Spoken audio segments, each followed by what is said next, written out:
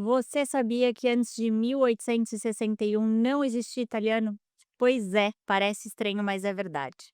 A Itália, como país, é o mais jovem do que muitos dos nossos bisavós.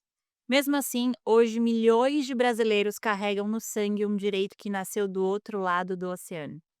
E hoje a gente vai voltar um pouquinho no tempo para entender como surgiu o direito à cidadania italiana para os ítalos descendentes e como ele é transmitido por gerações, como a imigração transformou famílias inteiras em cidadãos italianos fora da Itália. Eu sou Thaís Conte, host desse podcast que é oferecido pela Diope Conte Cidadanias Europeias, uma empresa que faz parte do grupo GCR, especialista em soluções globais a brasileiros que desejam ter acesso livre ao mundo todo. E para discutir sobre esse assunto, sobre a origem do direito à cidadania italiana e como esse direito se consolidou, recebemos aqui hoje nada mais, nada menos que Dr. Fábio Diopo, advogado especialista em direito internacional, founder e CEO da Diopo Conte, escritório de advocacia especializado em cidadanias europeias, que já atendeu mais de 7.000 clientes, 7.000 ítalos descendentes, hein? Com 100% de sentenças favoráveis e cresceu mais de 500% desde a sua fundação. Boa tarde, doutor Fábio, seja muito bem-vindo. Boa tarde, é um prazer poder estar aqui falando sobre cidadania italiana, que é uma paixão, né? São 7.000 ítalos descendentes com seu sonho realizado de ter a cidadania reconhecida. E vamos falar um pouquinho da história da Itália, de como surgiu a Itália até o reconhecimento da cidadania. Maravilha. E temos também a doutora Luísa Russo, hoje tá só convidada de peso, né? Advogada especialista em direito aéreo internacional, diretora de operações da Diopo Conte, é responsável por todo o setor de genealogia, história e documentos da Diopo Conte. Já passaram pela sua análise mais de 50.000 certidões. Caramba! Uma curiosidade sobre ela também, tá, que ela nem sabe que a gente colocou aqui. Ela é quase que uma cientista política, gente, ela entende tudo, é super entusiasta no assunto, conviveu muito tempo, né, na política, estuda pra caramba, é uma leitora voraz, como ela diz, então o papo vai render bastante aqui. Mas antes da gente começar, eu tenho 2 pedidos pra fazer pra você, caro telespectador. O primeiro é, por favor, aquela coisa, né, de vídeo, podcast no YouTube, curte, compartilha. Você que é um ítalo-descendente, você que tem uma descendência europeia, que acha que tem uma descendência europeia, manda para o seu familiar, manda para o seu amigo, compartilha esse vídeo, se inscreve no nosso canal, porque além desse episódio virão mais outros, né, de uma série que nós estamos fazendo aí audiência ali da Corte Constitucional, então de hoje até março a gente vai ter vários episódios muito legais. Para você não perder nenhum, se inscreve no nosso canal. E um segundo favor, vocês estão vendo que a gente ainda não tem nome para o nosso podcast. Por quê, né? A gente aqui do marketing, a gente não conseguiu em tempo hábil achar um nome legal, mas mais do que isso, aqui a gente trabalha muito com o nosso cliente, então a gente gostaria que você, que já é nosso cliente ou não, só o nosso seguidor, também pudesse nos dar opções, nos dar sugestões de nome para esse podcast. Então, se você está vendo agora, deixa aí nos comentários ou deixa lá nas nossas redes sociais, a gente vai ouvir todo mundo. Eu quero começar o segundo episódio já com um nome oficial, tem que ser um nome emblemático. Tem Fechou? uma primeira sugestão, né? Que é Diopo Cash. Diogo, essa é a sua sugestão. É, mas a gente está aberto a novas sugestões, obviamente, como ouvir nossos ouvintes, telespectadores aí, Bora, então vamos nossos ouvir. seguidores, né? E a meta é começar o segundo episódio já com um nome oficial. É, boa. Fechado? Então, Show. por favor, curta, compartilhe, se inscreva aí no nosso canal e bora começar esse papo. Bom, tô aqui para perguntar para vocês, né, como bons estudantes de história que vocês são, porque quando a gente fala de direito de imigração, quando a gente fala de direito internacional, a gente precisa saber quando e como nasce o direito à cidadania italiana. Posso começar? Por favor, você vai que dou a honra, né, diante de uma historiadora praticamente Jamais, jamais, da sua longe disso. história. Bom, antes da gente falar de cidadania, a gente tem que conversar um pouquinho sobre história de Itália, né. Até uma sugestão de prima facie, assim, a todos os que nos ouvem, é assistir uma série que chama O Leopardo na Netflix. Excelente. É uma série que vai contar exatamente sobre essa unificação da Itália. E por que que a gente está falando de unificação da Itália, o que que isso tem a ver com cidadania, tá, né. antes de março de 1981, quando de fato acontece a concretização desses atos revolucionários que existiam nesse território que hoje a gente entende como Itália, essa bota que hoje a gente entende como Itália, existiam reinados independentes, né. Então, eram reinados separados, então a gente tinha o reinado da Sardenha, a gente tinha o reinado das 2 Sicílias, eram reinados totalmente independentes. E que mediante a diversas revoluções e com esse espírito de unificação que existia dentro desses reinados, então começa uma batalha armada para que de fato acontecesse a unificação. É um nome que todo mundo conhece aqui no Brasil e que é um nome muito importante para isso é do Garibaldi, né. Exato. Garibaldi, ele inclusive vem para o Brasil, ali no Rio Grande do Sul, mas ele é um nome muito forte para todo esse ato de unificação da Itália. E por que que esse conceito chato de história, que se a gente deixar aqui a gente fica 3 horas falando, é essencial para que a gente entenda o que é cidadania? É que antes disso não existia a Itália, existiam reinados, né. E a partir dessa unificação que de fato Com nasce. culturas diferentes, com dialetos diferentes, né. 1861 é um momento que esses reinados eles estão sofrendo um problema muito sério de recessão, né, então é muito importante que vocês que nos ouvem, assim, de alguma forma, né, compreendam esse amor que a gente tem pela Itália, até porque o doutor Fábio e a Thaís são ítalo-descendentes, eu sou luso-descendente, mas eu tenho muito amor pela história, até pelo tudo que a gente vê de documento dos nossos clientes, e o que a gente percebe é que aquelas pessoas naquele momento viviam uma recessão muito grande, né. E os reinados não davam conta de suprir as pessoas da fome ou de alguma situação, então começam essas revoltas armadas para que de fato haja essa unificação. E aí sim, uma curiosidade muito importante que o doutor Fábio falou, a Itália hoje existem mais de 260 dialetos, né, que são exatamente dialetos oriundos, desses reinados que existiam à parte. Então, esse início de Itália é o que de fato starta o que é ser italiano.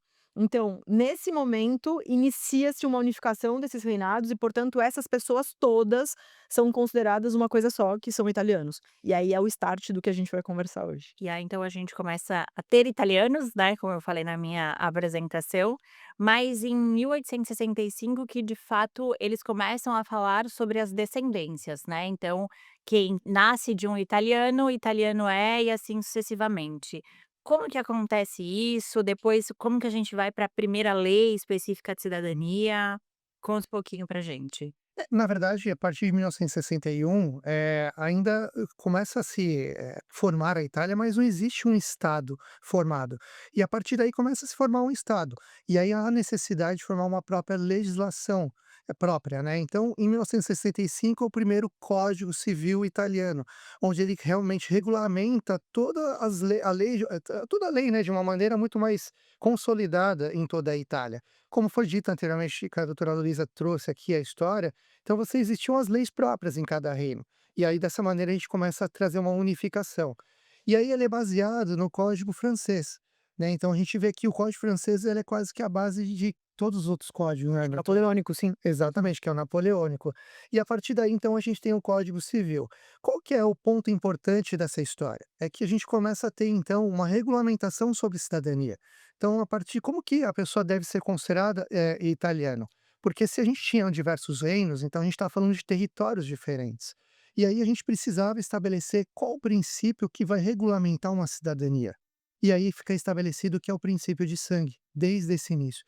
A gente vai falar muito sobre essa questão do princípio iuris sanguinis, que é o princípio de sangue, que traz realmente a regulamentação, o direito à cidadania italiana, e por isso que é importante a gente entender a origem disso, de onde que surge esse princípio.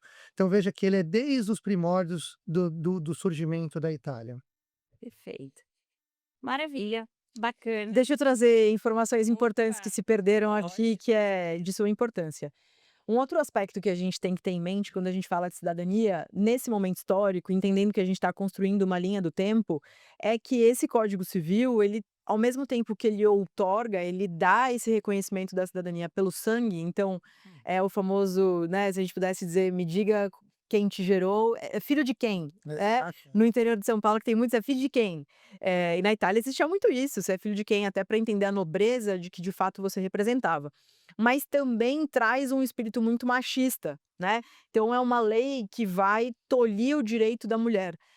Uma característica muito importante é que a mulher, quando ela casava nesse momento, e não estou numa pauta feminista nem nada disso, estamos fazendo só uma tomada histórica. Sim, só colocando o que era naquele Exato, momento. exato. A mulher, ela adquiria tudo do homem, então ela adquiria a nacionalidade do homem, ela adquiria o sobrenome do homem. Então se essa mulher italiana, porventura, casasse com um português, ela automaticamente se tornaria portuguesa, ela não seria mais italiana. E esse conceito eu tô trazendo agora, porque em algum momento ele vai ser importante pra Sim, gente já já tratar de vamos outras falar, coisas. né, da polêmica de É 1948. isso.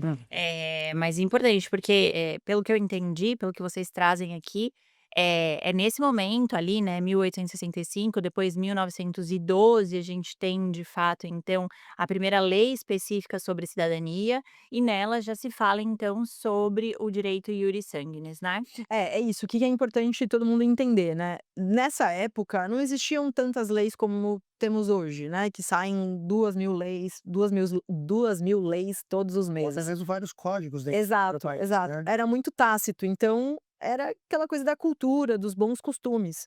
Só que com o aumento da população, começa a se entender que é muito dificultoso de você ditar regras sem estarem escritas, né. Sim, sim. Então, em 1912, há essa consolidação com a Lei 91 de 1992, que é colocar no papel, de fato, o que é essa cidadania, quem pode receber, quem não pode, quais são as características.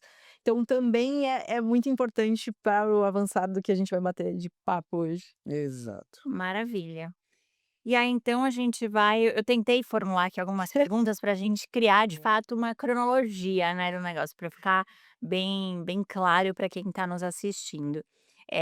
Então acontece a unificação do Reino da Itália, Sim. eles se tornam italianos, já existe uma lei dizendo que filhos de italianos são italianos, netos de italianos também são italianos e assim sucessivamente. Mas como que isso chega no Brasil, né, então acho que é importante nesse meio tempo a gente falar muito da imigração que acontece da Itália para o Brasil. Hoje somos mais de 30 milhões de descendentes italianos e só somos, descendentes e só estamos aqui no Brasil porque algo aconteceu. O que que foi esse algo? O que que a gente pode dizer sobre esse momento de imigração? Para a gente falar sobre isso, não tem como a gente retomar a história novamente, né, então a gente precisa voltar a lembrar sobre 1861, então quando a gente tem a unificação da Itália. Logo com essa unificação da Itália, veja que ela foi um ato necessário, né, porque muito recesso, muitos ataques, então esses reinos eles começaram a sofrer muitos ataques de outros países, e a gente tem ali uma história mais ao norte ali, que depois a gente pode tratar um pouco também, falar sobre a região trentina, que tem um pouco disso, então aquela região do norte onde eles sofreram ataque austro-húngaro, e aí por esse motivo é que foi a necessidade de formar então o território italiano, que hoje é o Reino Unido da Itália. Então, em 1861, a gente vê que o país ele começa a passar por um grande recesso ali, por uma fome generalizada, principalmente na região sul. Até hoje, a região sul ela ainda é um pouco menos desenvolvida do que a região norte, naquela época já era muito mais evidente isso. E aí, o que que acontece é que é um conjunto de histórias, e aí a gente tem que trazer um pouco do que aconteceu na Itália e o que estava acontecendo no Brasil. 1860 a unificação da Itália, e aí por volta de 1870, mais ou menos, começa a grande imigração. Por recesso na Itália, mas também por um incentivo muito forte do governo, brasileiro, porque em 1888 a gente tem a abolição da escravatura, onde a gente basicamente não tem mais a mão de obra escrava nos cafezais, no campo, e aí começa a ter a necessidade de renovar essa mão de obra. E com isso, acaba sendo uma grande junção entre a fome do italiano e a necessidade do brasileiro aqui do Brasil de fomentar essa mão de obra. E aí o governo brasileiro, junto com o governo italiano, ele começa a criar um incentivo para essa imigração. Por isso que se deu uma imigração tão grande, a gente não conhece nenhum outro país do mundo ou da história uma imigração tão grande quanto a italiana vindo para o Brasil, né, para países como Argentina, mas Venezuela, mas principalmente o Brasil. Na época, em 1870 até 1920, 20 e pouco, que foi o auge da imigração, a gente fala ali em torno de quase 2 milhões de italianos que migraram para o Brasil, né, que atravessaram o oceano com muita coragem, com uma malinha debaixo do braço, mas com um sonho muito grande de reconstruir sua vida aqui no Brasil. E é por isso que a gente acaba depois a gente vai falar muito sobre decreto, e acho que a gente vai ter episódios, mas é importante a gente trazer um pouquinho dessa pílula agora, o porquê que a gente defende muito sobre, ter esse reconhecimento da cidadania. Porque não existe nenhum outro país que tenha uma Itália fora da Itália como é no Brasil, a quantidade de ítalos descendentes que tem aqui. Então, e aí começa então essa linda história da diáspora italiana, né, que é do Brasil, que começa a migrar aqui para o Brasil e ajuda a construir. Tanto que hoje o Brasil ele tem uma base cultural, uma base gastronômica, religiosa muito forte, decorrência dessa imigração italiana. E aí excelente esse ponto, né, e aí a gente que tá ali no dia a dia, na rotina, né, dessa reivindicação dessa herança, desse direito, às vezes eu passo lá pelo setor pra quem não sabe, eu também trabalho na Job Fonte, né, meu nome já diz um pouquinho sobre isso. E aí eu passo lá no setor de genealogia, de operações, a gente pega às vezes um cartão de desembarque, o próprio do meu bisavô, né, quando a gente achou o cartão de desembarque, eram dias, às vezes não, sempre semanas dentro de navios, né, com situações bem insalubres, porque eles tinham realmente esse sonho, no caso brasileiro, de viver uma vida melhor, de dar uma vida melhor aos seus filhos. Como que é isso para vocês? Como vocês se sentem, principalmente a doutora Luísa, que vê isso todos os dias, o que que você sente quando você pega esse tipo de documento e fala: "Caramba, quanta história tem aqui"? Eu sou aficionada por história, até complementando corroboro muito com o que o doutor Fábio falou, mas complementando algumas pinceladas de história que eu acho que são importantes para as pessoas entenderem, né. Então, Dom Pedro II está caminhando para encerrar o seu império no Brasil, e já tem uma mobilização em Europa para ter a abolição, né. Não sei se as pessoas sabem, mas o Brasil foi o último país do mundo a abolir a escravidão. E aí a princesa Isabel já sinalizava que ia abolir a escravidão, que ia assinar o documento em 1889, e aí ele começa a sofrer grandes pressões da produção dos cafeeiros, dos barões de café de São Paulo, que era a grande economia do Brasil. E aí os barões falavam: eu preciso de mão de trabalho, você vai tirar os escravos daqui e quem que vai trabalhar para cá?". E aí Dom Pedro II não queria trazer os portugueses, ele vai para a Itália, então ele tinha uma boa relação com a Itália na época, e aí ele vai na Itália e ele faz do jeitinho brasileiro, por mais que ele seja português, ele já está contaminado por essa política brasileira, que é as promessas não cumpridas, né. Então ele chega para a Itália e fala: "Eu vou dar transporte, vou dar moradia, vou dar trabalho, manda tua mão de obra para cá". E na época, como o doutor Fábio bem colocou, existiu uma recessão na Itália. Então essas pessoas atravessam o oceano, primeiro, para ganhar uma vida, né, Com sonho, com né? um sonho, elas vinham analfabetas, né, elas vinham analfabetas em italiano, imagine em Sua português. língua, né, Exato. mãe, Por isso as inconstâncias nos documentos que a gente vê com muita frequência, porque os documentos eram autodeclaratórios, então essas pessoas diziam as suas informações e quem escutava escrevia como entendia. muitas vezes analfabeto também, né? Exato. Trabalhava E em exa cartórios ali, E o registrando os pior registros, de né? tudo da política brasileira, né, era uma tendência a branquear a população, por isso a mão de obra italiana.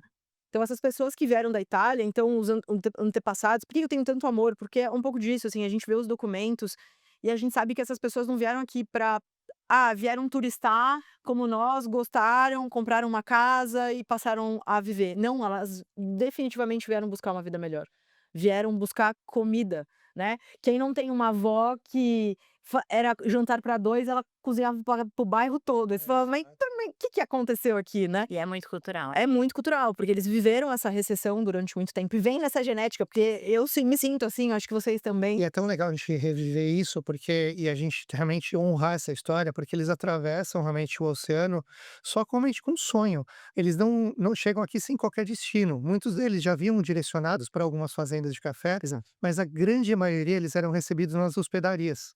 E aí o que que eram as hospedarias? Eram realmente os lugares onde eles ficavam aguardando, eles eram registrados ao entrar no Brasil, e é dali que a gente busca muito dos registros para poder Sim, encontrar o italiano, o antenato lá na Itália, para ver a origem, ver qual é a família, sobrenome.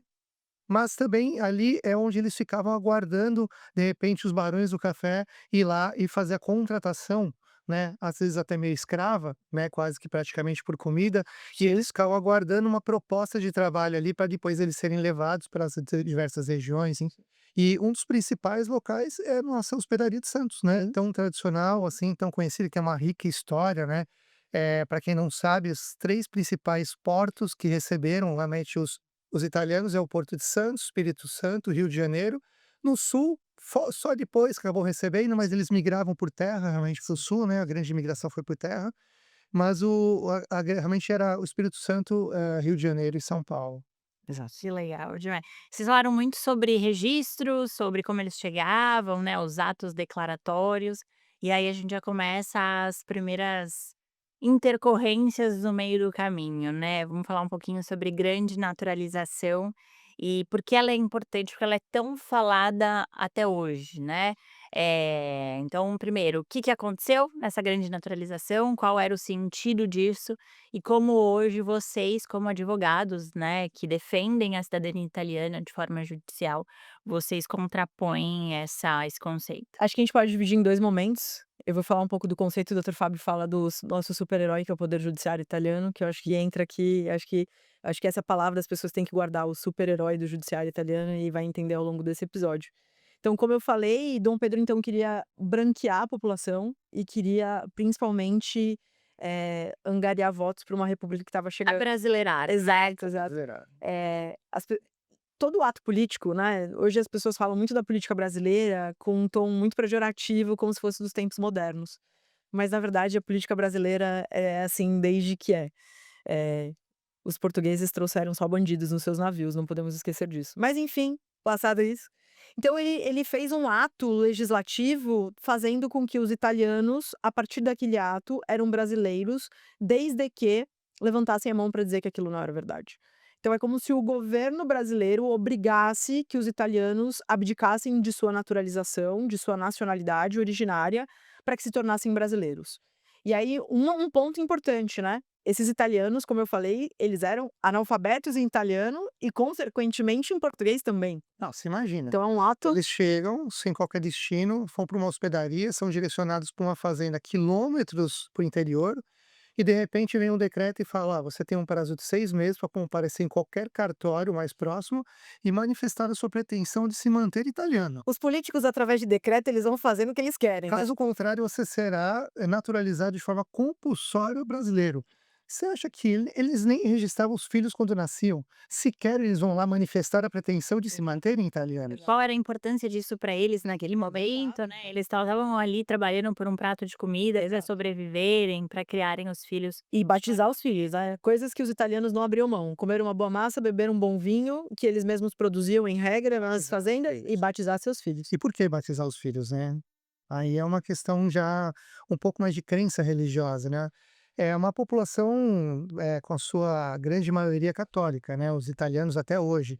Eles acreditavam que se os filhos não fossem batizados até os 2 anos de idade, se caso eles morressem, eles se tornariam pagãos. Então, por isso que eles realmente batizavam. Não registravam os filhos no cartório, mas eles iam lá e faziam realmente o batismo. Tanto que a doutora Luísa Eu sei lá, diretora de operações da Jobcom te agradece por terem batizado seus filhos. exato, que a grande maioria das vezes essa certidão de batismo Exato. substitui a certidão de nascimento, Exato. né. Mas aí vamos aqui, eu vou roubar o lugar da Roche aqui, mas para a gente explicar para as pessoas, porque eu dei uma pincelada aqui do os políticos sempre usam decretos para fazer absurdos, como aconteceu aqui, e falei do super-herói do poder judiciário. Vamos contar para o pessoal por que que o super-herói é o judiciário nesse caso aqui. Exato. Vamos antecipar essa pauta. A cidadania italiana, ela está sempre, envolvida por muitas polêmicas, né, desde quando a gente trabalha com cidadania italiana já há alguns anos, a gente sempre se depara com várias polêmicas. E uma delas foi a grande naturalização, que perdurou por muito tempo, que foi essa questão. Então o judiciário, quando começou então a via judicial, que começaram os ítalos descendentes buscar o seu direito ao reconhecimento através da via judicial, começou-se uma tese que é a advocacia do Estado. Então, para as pessoas entenderem um processo judicial, não vou aqui trazer uma explicação muito ampla, mas o processo judicial de cidadania italiana, ele não é um processo contraditório, é um processo voluntário de apresentação de documentos, só que a gente interpõe esse processo contra a advocacia do Estado. E aí a advocacia do Estado ela pode se manifestar, sendo a favor ou contra esse pedido de reconhecimento da cidadania. E nessa época, ali antes de até 2018, mais ou menos, se me corrija se eu estiver errado, mas 2018, né, Luísa, a Advocacia do Estado começou com uma manifestação muito grande ali nos processos de pedir a grande naturalização, alegando de que o antenato ele estava neste período no Brasil de 1889 até 1920. E se realmente comprovando que o antenato estava no Brasil nesse período, eles exigiam a aplicação da grande naturalização, ou seja, ele não era mais um italiano, e sim um brasileiro. E aí esse descendente, só para quem está assistindo ficar com mais clareza, né, então esse ítalo-descendente que, era nascido desse italiano, Era um per assunto.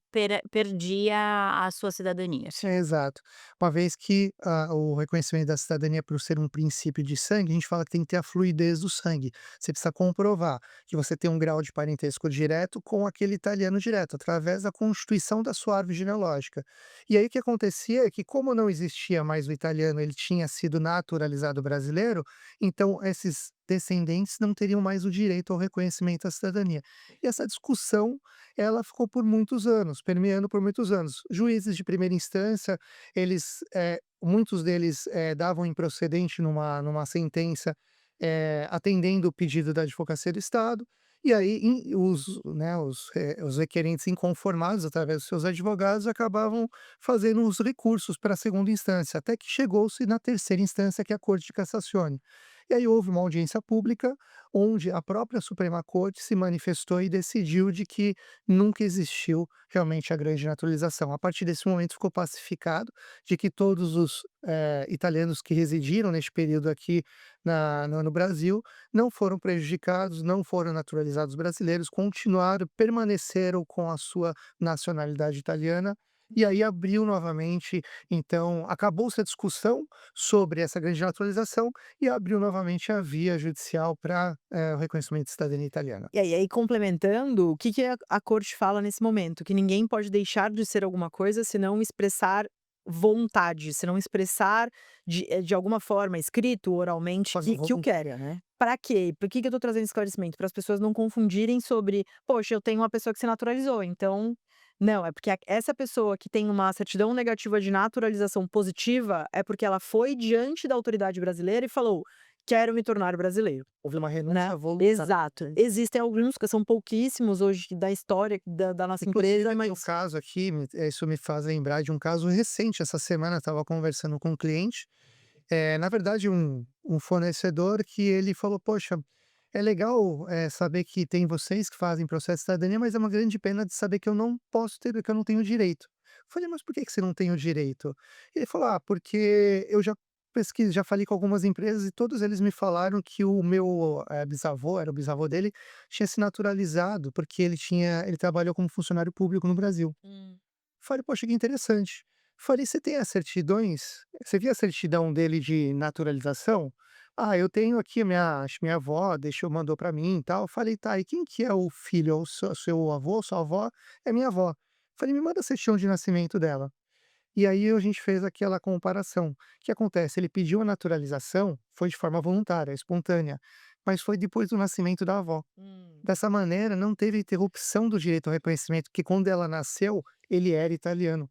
Então ele transmitiu esse direito para ela, porque ele ainda era italiano no momento, e ele não sabia disso. Que E le aí eu expliquei para ele, ele falou: "Não acredito, cara, a família inteira", ele falou: "São mais de 20 pessoas que estavam aqui desanimadas, porque não achavam que não tinham direito". Para quem não está nos entendendo um pouco dessa explicação técnica, eu sempre uso o exemplo de uma fonte de água, mas aí a gente vai ter que colocar cor nessa fonte, então aposto que só de eu ter falado isso já foi uma fonte de água na cabeça de todo mundo, e aí vamos imaginar que essa água é vermelha.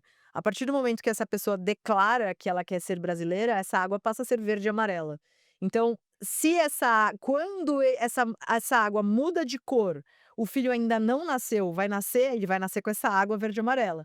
Se porventura ele nasce antes, ele nasce com a água vermelha. Porque ele Então, transmitiu esse sangue, né. exato, para as pessoas entenderem que a cor do sangue aí ela vai mudar de acordo com Exato. se mudou depois que ele E nasceu. essas histórias são muito legais, né, porque a gente começa a entender o quanto que o judiciário, quanto que a via judicial ela resolve problemas, né, eu ouço vocês falando isso o tempo inteiro. A via judicial ela veio para solucionar esse tipo de questão.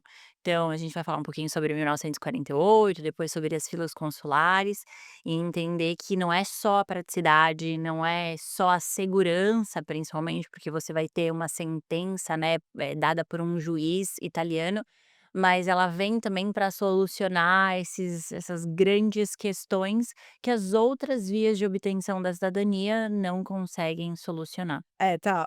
Eu acho que isso que você está colocando é de suma importância, porque o Brasil vive uma sensibilidade muito grande do poder judiciário, né, então, é insegurança com relação às decisões que são emanadas, sejam porque tem posicionamento político, né, o Brasil vivencia hoje essas polêmicas de banco master envolvido com o STF e as pessoas acreditam que essas decisões elas saem de forma parcial e acabam levando essa régua também para o poder judiciário italiano, né, a gente usa a nossa realidade como base para comparar as outras realidades.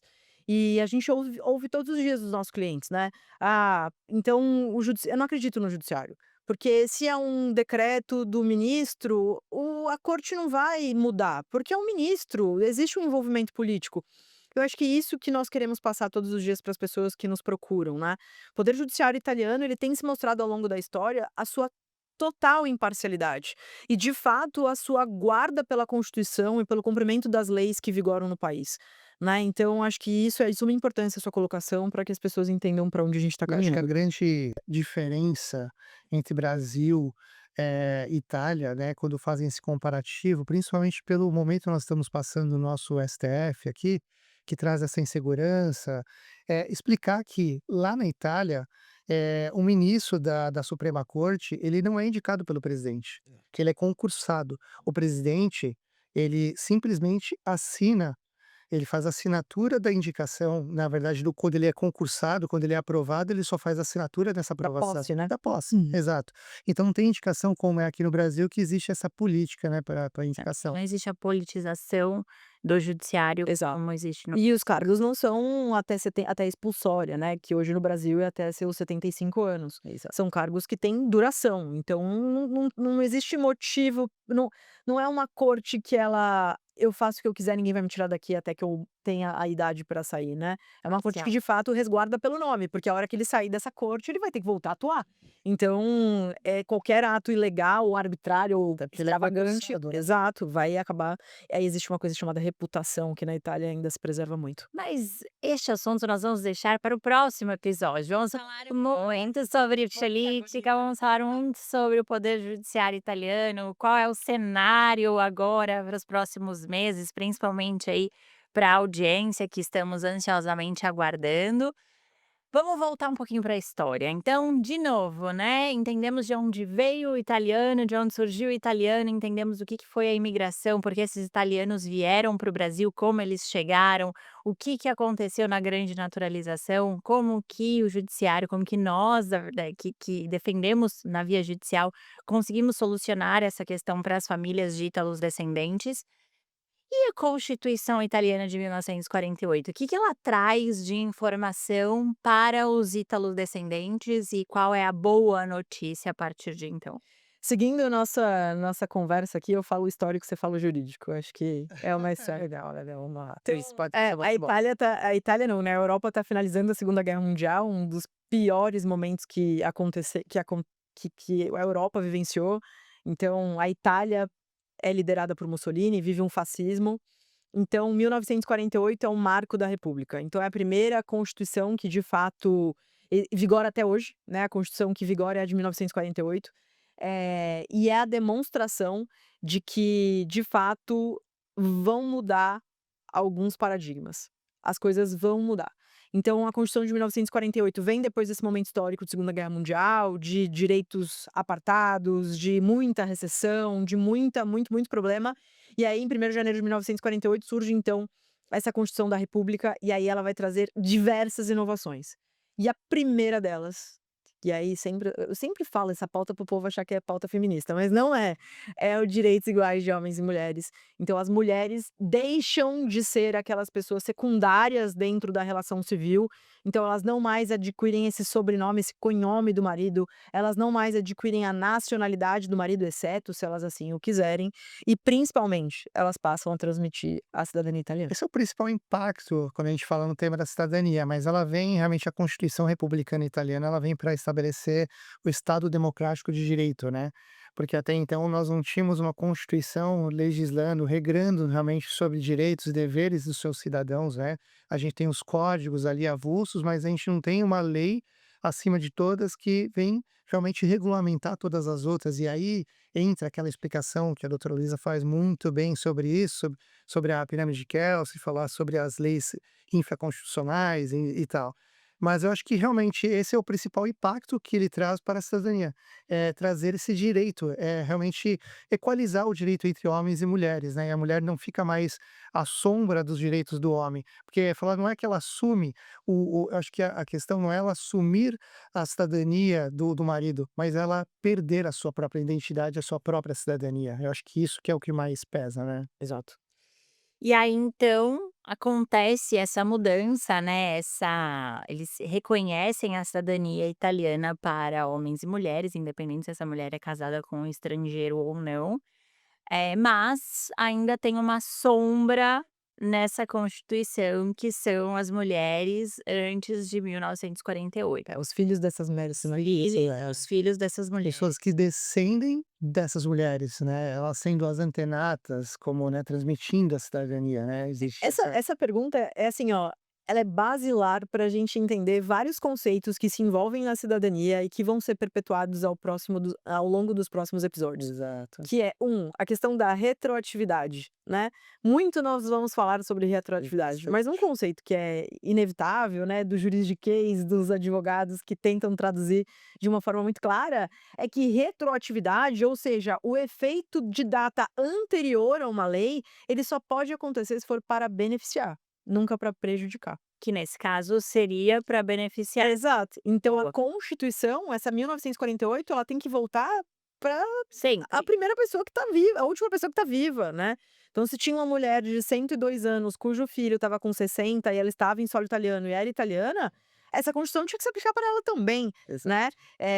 Então essa disparidade da retroatividade, então essa palavra retroatividade a gente fala muito no direito, principalmente quando a gente fala de aplicabilidade de lei, ela é exatamente isso. Então tem um marco temporal que é a data que essa lei é publicada. Então digamos que ela saiu hoje. A gente olha para ela e fala o seguinte: você favorece ou você prejudica as pessoas que estavam vivendo antes de você? Você prejudica, então você só vai ser aplicada daqui para frente, que é quando as pessoas tomam conhecimento dessa restrição. Ah, não, você favorece. Então você vai contemplar todo mundo, porque aí a bonância tem que ser para todos. Não, e esse exemplo ele é fantástico, porque ele de fato traz luz ao que está acontecendo hoje com o decreto.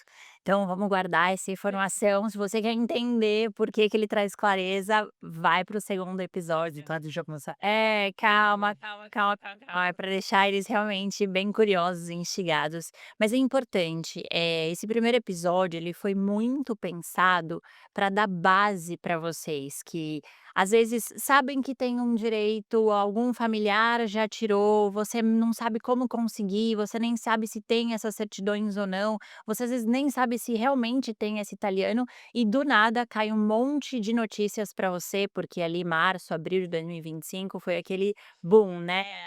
Vocês que o digam, doutor Fábio ia para entrevistas 3, 4 ao dia, era chamado para entrevistas para explicar o que estava acontecendo, e em algum momento você se deparou com esse tipo de informação. Ué, Sim. perdi então o direito que eu nem sei se eu tinha, perdi um direito que eu estava ali para requerer daqui a algum tempo, estava só esperando algum momento, a empresa certa, os profissionais certos. Sim. Então por isso que é importante você entender de onde veio esse direito e Sim. como ele continua perpetuando através das gerações, para que você tenha base e entendimento para aí sim interpretar tudo o que está acontecendo no cenário atual da Itália. Excelente. Então a gente quis fazer esse primeiro episódio pensando em você, que ainda não tem todas essas informações, e em você também que tem já essas informações, mas às vezes não sabe a autenticidade, né, não sabe a veracidade dessas Verdade. informações. Aconteceu muito isso também, muitos seguidores possíveis clientes que depois se tornaram clientes, né, vinham, perguntavam pra gente em rede social: "Gente, Sim. explica o que tá acontecendo". A gente fez várias webséries, a gente fez, lives, Bastante. justamente porque uma das nossas missões é, de fato, passar uma informação verdadeira, uma informação confiável, segura, de pessoas que são especialistas no assunto, mas que estão no dia a dia entendendo tudo que está acontecendo, não só de hoje para frente, né, do cenário atual e o futuro, mas sim de toda a história e de Isso é muito onde. importante, né, porque a gente vê, ó, principalmente o mercado de cidadania, com tantas informações sensacionalistas, querendo, na verdade, atingir o público com um efeito comercial, apenas de vender, aplicar gatilho de urgência para a pessoa fechar um contrato, mas muitas vezes fechar sem uma transparência, sem uma segurança, sem saber realmente tomar uma decisão correta, Sim. né? Porque a gente está tratando do sonho das pessoas. E quando a gente trata de sonho, a gente tem que falar de uma maneira muito séria, né? E aí, aproveitando o gancho e retomando um pouco sobre o filho da mulher que o filho dessa mulher que nasce em 1948, porque eu acho que a gente não aprofundou. E é bom E para explicar que as pessoas confundem muito. exato. Pasta A minha materna, acha que só porque tem uma mulher na linha reta e descendência já é uma pasta e materna. é o que a mulher que nasceu antes de 48, ela sempre fala: "Mas eu tenho uma mulher que nasceu antes de 1948". A pergunta que a gente devolve é: "E o filho dessa mulher?", né. Exato. Porque de fato esse é o critério. Essa mulher, entenda, ela é italiana, óbvio que a gente vai olhar com quem ela casou, em regra ela casava com um italiano, que é um pouco de trabalho de genealogia que a gente aprendeu ao longo dos anos aqui da Jup Conte, é que os nossos genealogistas eles olham a carta da cidade, do relevo. E por quê? Para saber se essas pessoas andaram a pé. Porque se uma cidade era do lado da outra e o relevo não era tão alto, possivelmente eles possam ter mudado de cidade. Deslocaram. Exato. Se o relevo é muito alto, essas pessoas não iam a pé. Então elas ficavam concentradas naquela cidade e provavelmente casavam entre elas. Então o casamento normalmente era ali. Curiosidades aleatórias. Mas bom, então o que a gente discute, e aí o super-herói do poder judiciário vai aparecer novamente. Claro, não estamos aqui colocando esse poder judiciário como algo supremo, mas de fato é dentro da realidade da cidadania.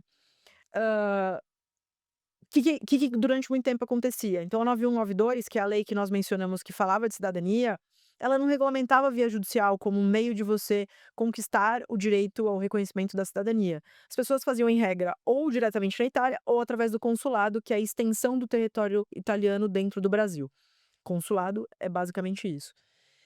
Só que o que acontecia? Essas autoridades, elas não tinham competência, eles eram órgãos Essas administrativos. autoridades do consulado, né, Eu ou sou da da comune, do ofício, de registro e tudo mais, eles são órgãos vinculados ao poder executivo, eles não podem dizer se uma lei retroage ou não retroage, né, eles não têm capacidade para isso, não é típico da função deles exercer essa função. Então iniciou um questionamento ao poder judiciário para que esclarecesse: "Olha, essa Constituição, ela precisa retroagir, porque ela é benéfica às pessoas que estão para esses filhos que nasceram antes de vigorar essa Constituição. Porque os filhos que nasceram antes de vigorar essa Constituição não tinham que se questionar, porque, enfim, eles sim, nasceram já na constância do direito. Mas esses que nasceram anteriormente, eles precisavam de uma manifestação do Poder Judiciário, disse que de fato que é o guardião da aplicabilidade dessa Constituição, falando sim aplica ou não aplica. E aí começam os processos judiciais para essa questão. Eu acho que você consegue aprofundar mais sobre isso. Exato. E aí começa, né, essa onda de você conseguir, todos esses descendentes conseguirem o reconhecimento através do judiciário. Então, quem tem realmente a gente fala de uma pasta materna pura, né, porque existe a falsa materna, que é quando esse filho ele nasce depois de 1948. Ou se você tem uma mulher na linha reta de descendência e o filho dessa mulher nasceu depois de 1948, as pessoas elas nomeiam como materna, mas a gente prefere nomear como falsa materna, porque a tese utilizada é a mesma tese que nós utilizávamos anteriormente contra a fila consular. Uhum. Só que tinha uma mulher na linha reta de descendência. Quando o filho nasce antes de 1948, que é uma pasta materna pura, e aí a única via é a judicial. Essa família não podia fazer através da via consular. E a gente vê muitas histórias de pessoas que caíram na narrativa de assessores que ajudaram a montagem da pasta documental para fazer a aplicação junto ao consulado, aguardaram inúmeros anos para serem convocados para apresentar os documentos e ao chegar na apresentação, o funcionário ali do consulado fala: "Mas a sua pasta não é aplicada aqui, tem que ser através da via judicial". Isso aconteceu com muitas famílias, né, infelizmente. E o que que acontece então? Então essas famílias eles precisam buscar o judiciário. E como que é defendido esse direito? Esse direito é defendido através de teses como inconstitucionalidade, tratados internacionais, direitos humanos, e a gente usa uma tese diferente daquela que é uma pasta paterna, que a gente utilizava uma tese que era contra a fila consular, visto que o consulado, até então, hoje não existe mais essa via, mas quando existia ele tinha como por lei, ele tinha que, analisar esse pedido de reconhecimento num prazo máximo de 2 anos. E a gente via que as filas ultrapassavam esses 2 anos, chegavam perto de 10, 12 anos, e aí por isso que existia essa tese contra a fila consular. Então aqui eu acabei trazendo um pouco do mix, explicando como que era a tese Sim, da pasta sim. materna e como que é um pouco da tese da pasta paterna também, né. Então, só para recapitular e traduzir um pouco, né, pra costumo dizer isso, traduzir um pouco para as pessoas que estão em casa e nunca se depararam com esses termos um pouquinho mais técnicos. Você antes descobria que você tinha um italiano, ou sempre soube, né, meu nono, meu bisavô e tal, ele era um italiano, eu reúno essa documentação comprobatória, ou seja, as certidões do meu bisavô, do meu avô, do meu pai e as minhas, e mostro então para o consulado que eu tenho esse sangue italiano, requerendo a minha cidadania italiana. Então, o meio legal de fazer esse requerimento era ou diretamente na Itália, né, comprovando residência. Então, brasileiros que queriam morar na Itália iam para lá, comprovavam a residência e já faziam o requerimento de sua cidadania também com toda essa documentação entre o italiano e o descendente, né, e o italo-descendente. E quem não queria ir para a Itália tinha que enfrentar as filas nos consulados do Brasil, que passavam de 8, 10, 12, 15 anos, muitas vezes, também reunindo toda essa documentação. Sim.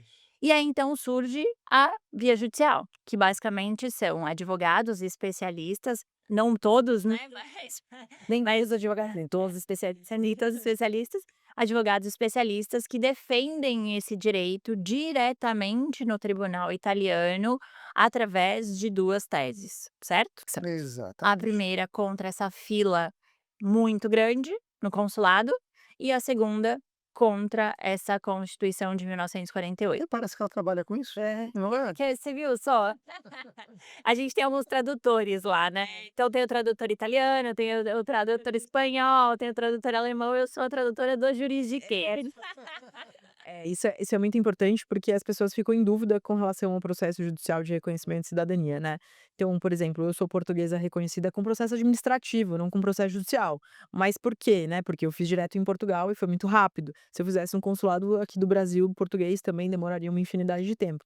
Mas é um pouco dessa tese. Então, vamos lá. Primeiro, pasta materna. A gente discutia esse ato do consulado de não conseguir aplicar a Constituição de 1948, então recorria-se ao Poder Judiciário para que aplicasse essa retroatividade benéfica dessa Constituição a todos esses italos-descendentes. E a segunda é o seguinte: a lei fala que o processo tem que ser apreciado em 4 anos. Então esses consulados, quando eles começam a ter uma fila muito sobrecarregada e passam a 8, 12, 15 anos, que na verdade era um problema principalmente do estado de São Paulo, que é onde aglomera o maior número de italos-descendentes, começou a se questionar sobre essa arbitrariedade do cônsul que não dava conta desses processos. Então os processos judiciais, na verdade, eles foram a solução para esse problema do todo órgão público, né, eu falo para as pessoas, elas esquecem disso, a Itália é a mãe da burocracia, né, a França é a prima e o Brasil é só uma copiadora. Então, de fato, a burocracia existe, então os consulados não conseguiam suprir de forma célere esse processo burocrático. Então se socorreu ao poder judiciário, perceba, mais uma vez, se socorreu ao poder judiciário para que ele desse ordem àquilo que estava sendo feito. Então o poder judiciário, nós falamos aqui em pelo menos até agora 4 momentos, né. O Poder Judiciário ele entra sempre para dar ordem para o caos que é formado, Soluciona. exato, em decorrência desse ato administrativo que que nós, não, civis, não conseguimos fazer. Então imagina, vocês são italianos, né, uma outra coisa que ninguém sabe, somos todos europeus, então a gente não brinca com o sonho das pessoas, né. Nós somos de fato pessoas que percorremos esse processo. Mas vocês como italianos, vocês não podem pegar o passaporte de vocês, chegar lá para o cônsul e falar assim: "Eu sou italiano, acelera todas as coisas", não dá. Então a gente sempre tem que socorrer de alguém que tem uma palavra mais forte. É o filho que socorre a mãe, né, então é a gente que socorre ao poder judiciário, e aí vão surgindo esses processos. Excelente. Então, na verdade, essa via judicial, né, ela era a próxima pergunta, mas eles já se anteciparam, porque o papo quando flui, né, já responde todas as nossas perguntas, que é de fato como que a via judicial ela resolve todas essas lacunas jurídicas, né. Então, como eu disse, nós temos clientes que vêm só pela praticidade, só por não precisar resolver coisa alguma, que é muito o que vocês fazem lá, né, que não precisam atuar em nenhum momento, a não ser ali nas informações, né, no direcionamento. E tem aqueles que têm problemas, e casos como o doutor Fábio citou agora, né, desse cliente que achava que perdeu o direito, mas na verdade ele não tinha perdido, ele só não tinha encontrado o profissional certo. Exato. Maravilha, que legal. Olha, papo fluiu, hein. Bom, a gente entendeu um pouco desse direito, a gente entendeu como que, surge toda essa história por detrás desse direito, mas eu queria falar um pouco sobre os benefícios desse direito, né, a herança que é trazida, a herança que é deixada por esses italianos. Eu costumo dizer que, essa herança vale muito mais que qualquer dinheiro. A gente já viu muitos clientes com muito poder aquisitivo falando: "Olha, eu quero a cidadania, eu quero uma cidadania europeia, eu quero uma cidadania italiana", e ele não tinha ascendência nenhuma, e aí ele tem que ir por outros meios que não é o direito de sangue, né, não é um iuris sanguinis, mas enfim. Então eu queria, conversar um pouco com vocês e até que vocês trouxessem aqui histórias sobre os benefícios da cidadania italiana, né, falar que, ai, acesso a tantos países, ai, você pode morar, trabalhar e tal.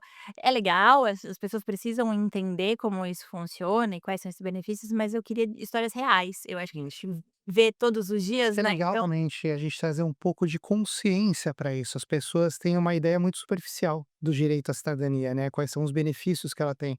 Recentemente eu participei de uma entrevista numa rádio e uma das convidadas, ela falou: "Poxa, eu tenho descendência, mas eu não sei, eu não tenho muito interesse porque toda vez que eu viajo, eu não sinto essa necessidade de um passaporte que não seja o brasileiro, sou muito bem recebida. Talvez isso faria sentido para os meus filhos." E aí, obviamente, que eu tentei de uma forma mais delicada ali, tentar trazer um pouco de consciência para ela, falar: "Realmente você tem razão, talvez os seus filhos vão se beneficiar muito, mas vamos entender um pouquinho quais são os benefícios que você hoje pode ter, não só na questão de viagem." A gente tem que, e aqui não é a gente falando tratando de política, mas a gente realmente tem que entender que nós vivemos num país politicamente e economicamente instável, né, independente de qual governo que está, se é de direita ou de esquerda, é um país politicamente e economicamente instável. E o fato de a pessoa ter uma cidadania tem uma possibilidade com menos burocracia de, por exemplo, fazer investimentos fora do país, né. A doutora Luísa vai trazer um pouco daquelas, os benefícios básicos que a pessoa pode ter, e eu quero trazer começar de trás para frente, trazendo um pouquinho realmente os benefícios que as pessoas não conhecem, que não é só aquele de morar, estudar, mas de poder fazer investimento. Nós temos hoje um dos nossos produtos que a gente oferece para os nossos clientes, que é o mercado imobiliário. Qualquer pessoa pode investir no mercado imobiliário europeu, como italiano, português, mas qual que é a diferença entre um brasileiro e um italiano ou um luso brasileiro? É o fato da burocracia, de você conseguir uma relação junto ao banco muito mais fácil, um financiamento de uma maneira muito mais facilitada. Uma outra coisa que as pessoas não sabem, existe um acordo de cooperação entre Brasil e Itália na esfera previdenciária. Então, se você tem hoje um plano previdenciário já concretizado aqui no Brasil e você passa a contribuir também na Itália, você pode somar o tempo de contribuição desses 2 países para você ter uma única aposentadoria, obviamente recebendo de forma proporcional em cada país. E aí as pessoas não sabem disso. Enfim, são diversos os benefícios que as pessoas podem ter. Quais são os outros, doutor Não, Luiza? eu tô achando linda essa história que você contou, que, eu viajo com passaporte brasileiro e é ótimo. 27 de dezembro, aeroporto de Lisboa, 6 horas e 40 de espera na imigração. Eu passei em exatamente 10 minutos. Então, assim, imagina que a pessoa fala que, o passaporte brasileiro, mas, hoje, assim, a realidade de Europa e Estados Unidos, é importante as pessoas terem consciência de mundo, né, a realidade não é mais essa, o processo migratório está muito chato. E por que que tá muito chato? Por conta de todos os problemas migratórios que esses países têm vivenciado. E exato, vocês podem fazer um Google, dia 27 e 28 de dezembro, aeroporto de Lisboa, que é onde tem as maiores conexões. Primeiro que o aeroporto de Lisboa parece uma rodoviária, né, é minúsculo, ele tem um terminal. E colocam todas as conexões da Europa nesse aeroporto, mas enfim, né, é o nosso jeitinho português de ser. E aí, essa fila absurda de 6 horas e meia. E a gente vê que cada vez mais as políticas migratórias começam a ficar mais fechadas Exato. em todos os países. E é isso que eu falo que essencialmente hoje, no mundo tão globalizado, com tantas restrições migratórias, você ter um planejamento migratório de forma jurídica, com uma segurança jurídica, é É fundamental. fundamental, é. É você, se hoje você faz um seguro de saúde, você faz um seguro de viagem, um planejamento migratório, ele é fundamental para você poder ter acesso. A gente que tem o passaporte, nós que somos cidadãos italianos, quando a gente vai para a Itália, eu falo muito isso para as pessoas, a Itália ela recebe muito bem os brasileiros no modo geral. Sim. O italiano tem aquele jeito dele meio rude, meio bronco, coisa de italiano realmente, mas de uma certa maneira eles recebem muito bem.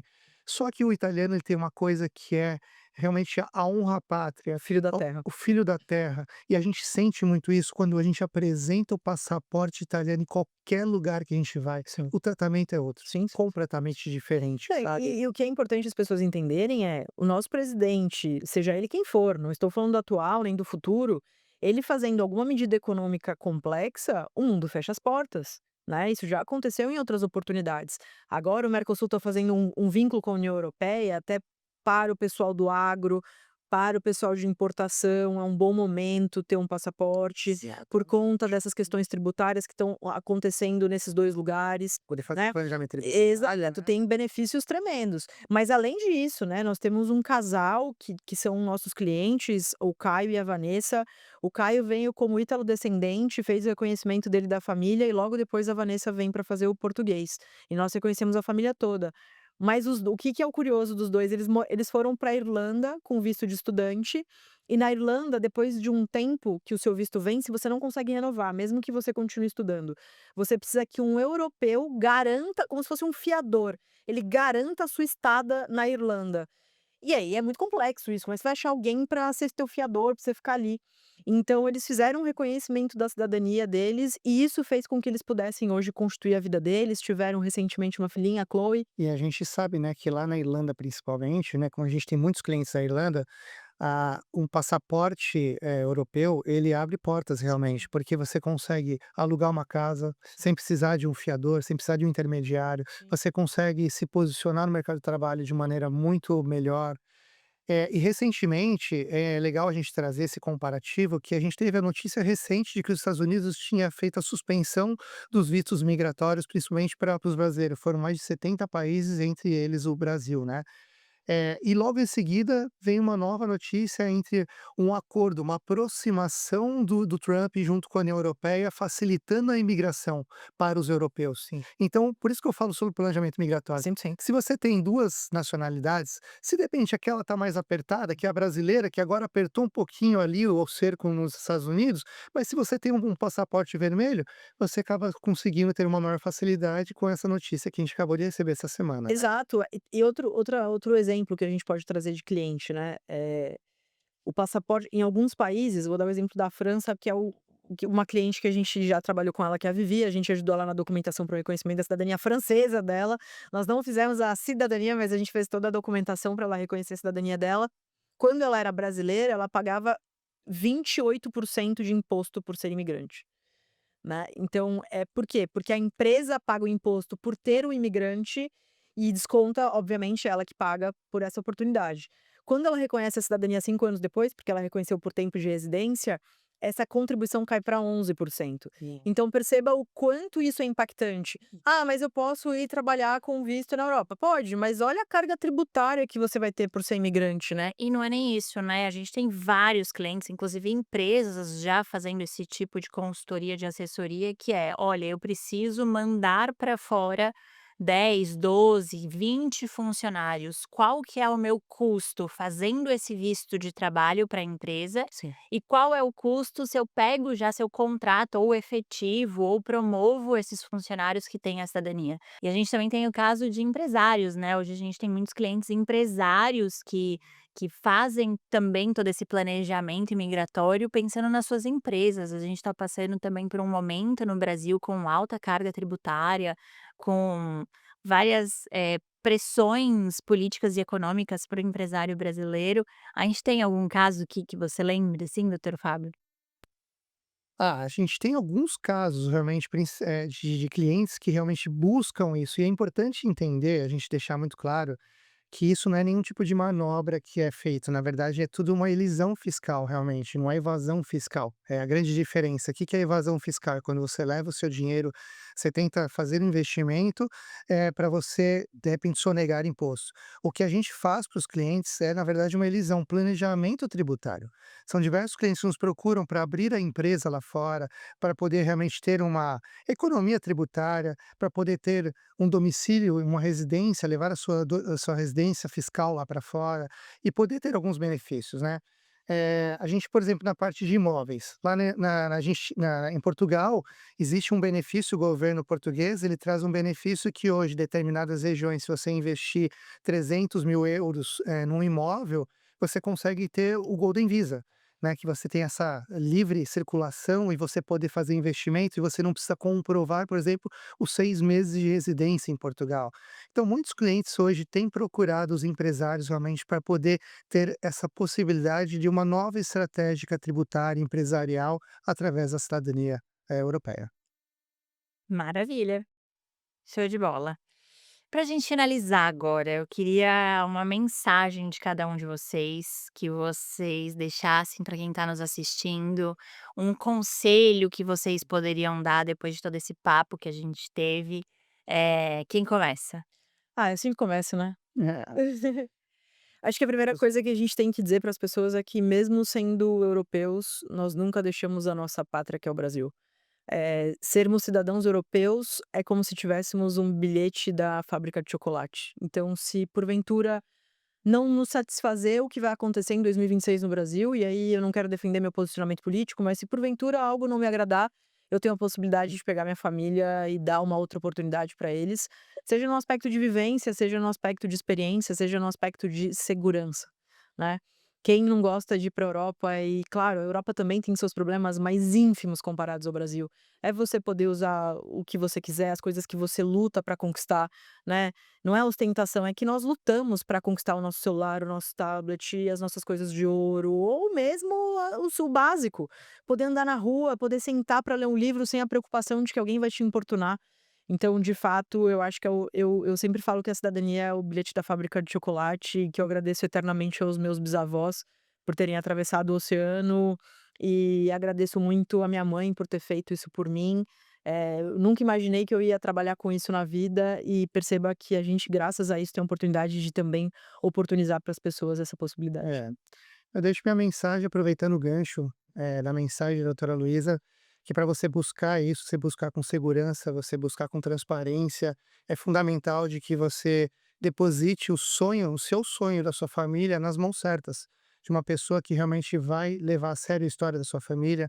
E eu costumo dizer que a Job Conte, ela surge de um sonho para a realização de sonhos. Aqui a gente não brinca com a história das pessoas. Então, antes de mais nada, é você não buscar a facilidade, o jeitinho, mas sim buscar a pessoa certa para poder traçar esse caminho. Lembrando que até do contrato até o reconhecimento da cidadania existe uma jornada. E é muito importante que você passe essa jornada de uma maneira tranquila, de uma maneira transparente, sabendo o que está acontecendo, né? E eu fecho aqui com uma frase que um cliente falou que ele não usou a cidadania para fugir do Brasil, ele usou a cidadania, na verdade, para não depender apenas do Brasil, que ele ter esse plano B que você bem mencionou, né, João? Incrível. Você quer deixar uma mensagem para as pessoas como uma italiana? Eu não quero deixar uma mensagem para as pessoas, mas quero deixar uma mensagem para vocês. É sempre uma honra estar ao lado de vocês, todos os dias, o tempo todo. A nossa rotina ela muitas vezes é cansativa, é exaustiva, a gente se responsabiliza não só pelo sonho das pessoas que nos contratam, mas pelo sonho dos nossos colaboradores que estão lá todos os dias servindo ao sonho dessas pessoas. Mas é sempre uma honra, é sempre uma oportunidade poder conversar com vocês, e foi mais um papo gostoso, mais um papo incrível. Então não é só sobre trabalho, aqui tem muita história, Sim. tem muita raiz de verdade, tem muita Europa envolvida, e que bom que estamos perpetuando aí a nossa fala, a nossa voz. Obrigada, obrigada de verdade. A gente agradece. Galera, acabamos um episódio bem gostoso, muito rico em história. Quem gosta de história vai, nossa, né, se deliciar. Obrigada pela participação de todos vocês. Deixem comentários, como eu já pedi, né? Compartilhem, curtam e Sugira o nome. e sugira um nome. Vamos começar o segundo episódio com o nome, hein? Vamos lá. Segundo episódio, já fazendo um spoiler, é sobre decreto, é sobre cenário, é sobre a política atual da Itália, o que aconteceu, você perdeu o seu Eu direito, gosto de polêmica. você não perdeu, por que que tudo isso aconteceu, por que que Tajani acordou num dia e falou: "Ninguém mais é italiano", o que que aconteceu? Isso que a gente vai vir com presenças ilustres, hein, convidados de altíssimo gabarito. Então, não percam o segundo episódio, se inscrevam para serem notificados. Obrigada, gente, um beijo.